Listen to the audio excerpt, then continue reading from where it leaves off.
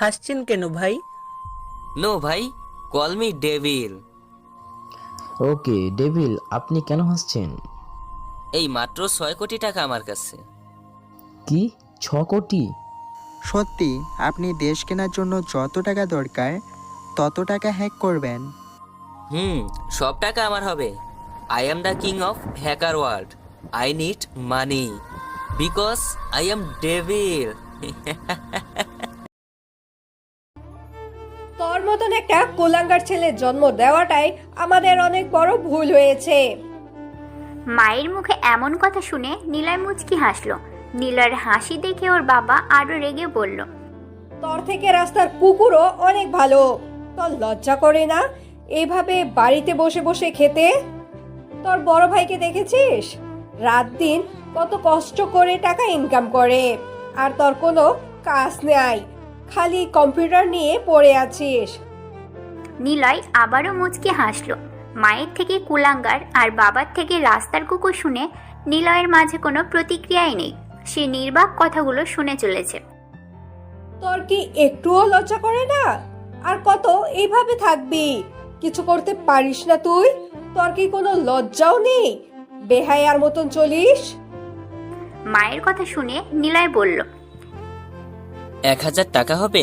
কম্পিউটারের হার্ড ডিস্কের সমস্যা হয়েছে, ঠিক করতে হবে। কুত্তার বাচ্চা, তোর টাকা চাইতে একটুও লজ্জা করলো না? এতক্ষণ তোকে যে কথাগুলো বললাম সেটা কি কানেও নিস নাই? তোর পাটা দে ধরি, বাবা হয়ে পা ধরে বলছি, আর টাকা নিস না, নিজে কিছু কর। তোর বড় ভাই দেখেছিস কত কষ্ট করে? তোকে ছোট ছেলে হিসেবে পরিচয় দিতেই আমার লজ্জা করে। শিখেছিস তো দুটো কাজ, বন্ধুদের সাথে ঘোরা আর সারা রাত কম্পিউটার নিয়ে পড়ে থাকা। টাকা দিতে পারবে না যখন, তখন জন্ম দিয়েছিলে কেন? আমি কি বলেছিলাম আমাকে জন্ম দাও? আমরা কি জানতাম তুই বড় হয়ে এমন হবি? তোর বড় ভাইকে দেখেছিস কত কিছু করে? প্রতিবার একই কথা ভালো লাগে না মা? বড় ভাই বড় ভাই বড় ভাই, কি এমন করে ও? মাসে 15,000 টাকা বেতন পায়, সে সবকিছু করেছে। 1000 টাকা দিতে বলেছি, টাকা দাও, না হলে। পুরো কথাটা শেষ করতে পারেনি। কষে একটা চট দেয় ওর আপু পিছন থেকে, নিলয়ের বড় বোন বিথি। সে নিলয়ের সামনে এসে চড় মেরেছে খুব জোরে। নিলয় গালে হাত দিয়ে বলল, চুপ করে আছিস কেন? তুইও শুরু কর, দে গালি দে। কুত্তার বাচ্চা, হারামি, কুকুর, জানোয়ার, এইসব বলা শুরু কর। নিজের মা বাবা যদি এমন গালি দেয়, তুই বোন হয়ে চুপ করে আছিস কেন? কিসের বাবা সে? 1000 টাকা দিতে পারে না, সে আবার হয়েছে পিতা। ওরকম পিতার আমি আর মা হয়েছে, তাই না?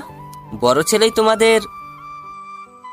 নিলয়, তুই কিন্তু মা বাবার সামনে গালি দিচ্ছিস। আমি কিন্তু তোকে আরো একটা চড় দেবো গালে। তারা তো ঠিকই বলেছে, কম্পিউটার সায়েন্স নিয়ে ইঞ্জিনিয়ারিং করছিস, বেকার কেন বসে আছিস? আর মা বাবা, তোমাদের রোজ একই কথা ওকে বলতে হয় কেন? তোমাদের কি ও খুব জ্বালায়? আয় আমার সাথে,